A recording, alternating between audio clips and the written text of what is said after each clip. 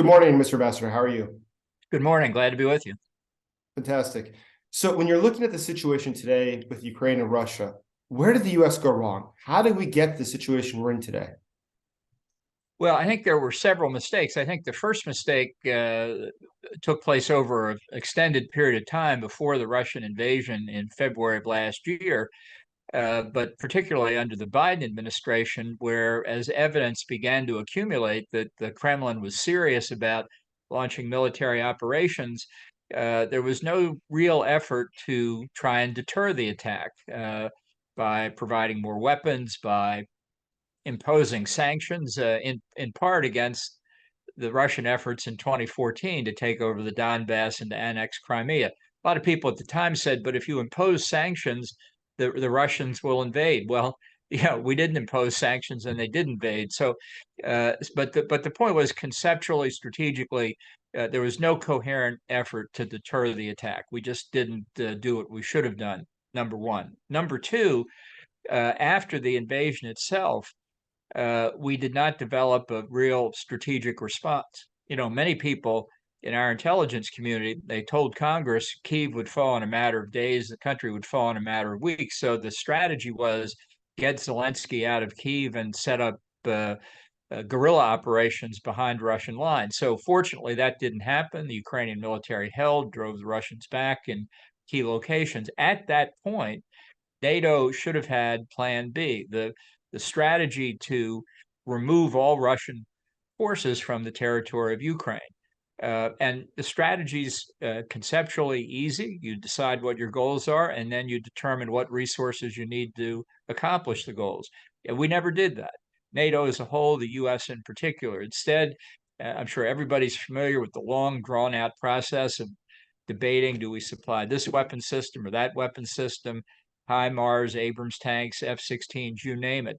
By throwing this material in piecemeal, as important as it is, it prevented the development of a coherent strategy. Now, maybe we're about to see in the spring offensive the government of Ukraine make up for all that. But I think these are the two key Western failures before the invasion and after the invasion. Why do you think it is, though, it's so piecemeal? Why is it the U.S. has taken so long to sign on ATACMS, has taken so long to sign on F-16s, and it just drips and drips and drips out? Why is that? Well, I think in part the Biden administration and other NATO members are intimidated and deterred by the Russians. Putin has threatened escalation of the war as if, a really effective defense by Ukraine to an unprovoked invasion somehow amounts to escalation. So each time a new weapon system is considered, particularly the longer range, more accurate, more sophisticated weapons, the more the White House worries that we'll offend the Russians. We're deterring ourselves. This is not something Putin really has the capability to do. He does not have the conventional forces to escalate any further. If he has an army hidden somewhere, I'd certainly like to know where it is. It's true he has rattled the nuclear saber, and I think we always take that seriously. But every time he's done that, according to open testimony by U.S. intelligence officials, there's been no change in the deployment of Russian rocket forces. So I think that threat is essentially hollow as well. But we have inhibited our own reaction because of this inchoate fear of escalation. In the past few years, a number of years now, you've known what's going on between Iran, what's going on between Russia, and other actors like Venezuela. What is the relationship between these countries, these pariah states on the outside? How do they operate together?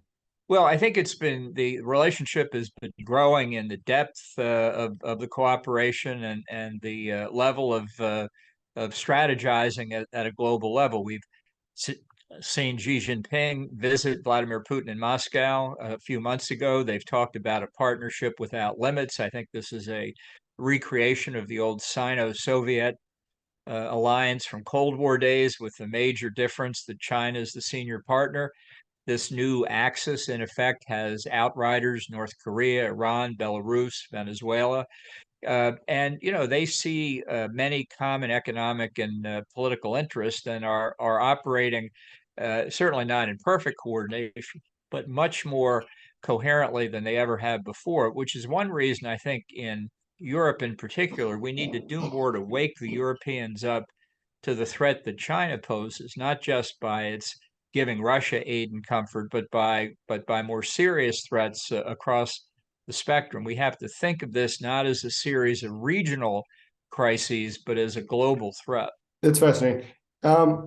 When you see what's going on right now in Russia, though, do you think that the U.S. would be right to back regime change in Russia? For instance, there's a lot of opposition groups there. There's National Republican Army, which domestically is seeking to destabilize the situation. Last week, Russians who are supporting Ukraine invaded southern Russia and Belgrade. Should the U.S. be supportive of this, neutral of this? What position should the United States take? Well, I think there's no doubt that since the invasion in 2022, that Putin's political position domestically has deteriorated. I don't think it's deteriorated far enough yet that his regime is actually threatened, but that possibility could come if there were major gains by Ukraine in the next few months, for example. That really could endanger Putin, and I think this is another area where there's been no coherent thinking on the U.S. part or NATO as a whole.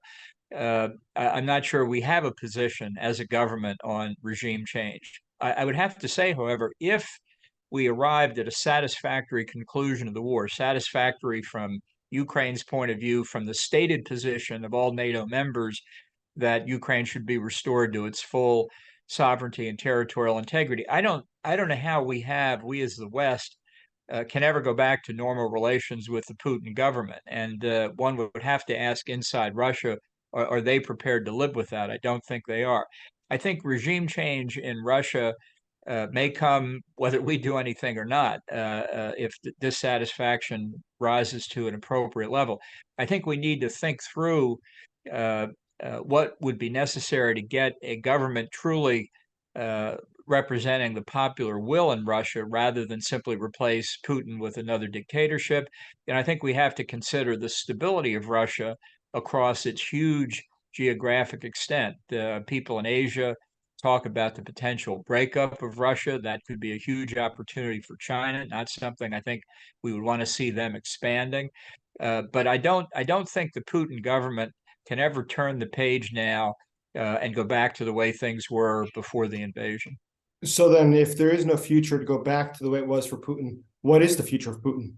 Well, it's possible that he could continue to survive, that the Chinese would prop him up, that he would find economic allies in other parts of the world. I think many in Europe and the United States have been surprised at the lack of interest elsewhere in the world about this act of unprovoked aggression. Many countries increasing their purchases of Russian oil. I think we have kind of a narrow view of the world, really focused on the North Atlantic. Which is why I come back to the point about the Chinese-Russia relationship. We have to think about this globally. I've told Russians for years that Russia is endangering itself by getting too close to China, that the power disparity is so substantial that Russia inevitably plays a very subordinate position. And I must say, I've had no success at persuading Russians of this threat. Maybe they understand it better now. That's something I think we should continue to try and do if we could find a Russian government that really reflected the will of the people to try and split Russia away from China. I don't see any prospect of that under a Putin government. What should we do, the United States, about China? Well, I think the first thing people have to do is wake up to the extent of the threat. It's a whole of society threat. It's not just military. It's not just political. Right now, it's primarily economic, and we see China stealing intellectual property from more advanced nations. We see them engaged in unfair trade practices, subsidizing their exporters and manufacturers, discriminating against foreign companies. They've turned the World Trade Organization into an agent of their mercantilist international policies, as well as engaging in a very substantial military buildup and a real aggressive form of diplomacy, wolf warrior diplomacy, they call it, to try and intimidate their neighbors. Taiwan is the principal focus, and I can tell you in Taiwan, they are very concerned about how the West responds to the Russian invasion of Ukraine. I think in Beijing, they're watching it very closely too. I should tell you, I was just in Taiwan recently, visited with President Tsai Ing-wen and Foreign Minister Joseph Wu, both old friends. In Foreign Minister Wu's office, in addition to the Taiwanese flag, he has a full stand-up Ukrainian flag as well to show, I think, where the government of Taiwan stands on all this. That's fantastic. When you look at the situation in Iran, there's been protests ongoing for a long time now. You've seen what's going on in Afghanistan with the Taliban and the border of Iran. What is going on in Iran? What should we expect, and what should the U.S. be doing?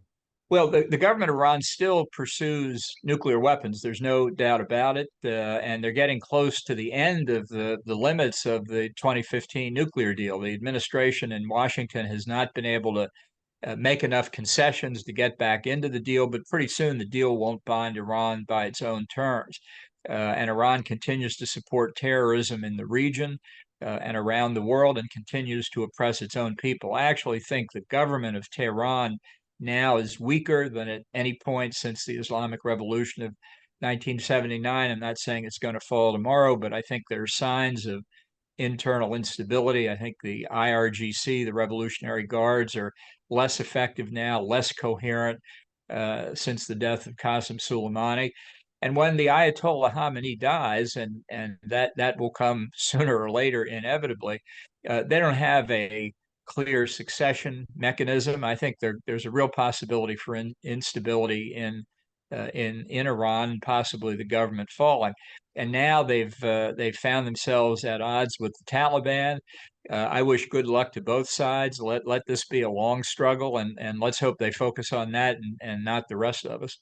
So a lot of people have said if Trump was still president, though, there would not be a war in Ukraine, that Putin was intimidated by him. Were there signs that Russia was heading in the direction that it's headed now to invade Ukraine on the full scale when you were in the Trump administration? And do you believe what people say that if Trump was president, Putin would not have invaded Ukraine?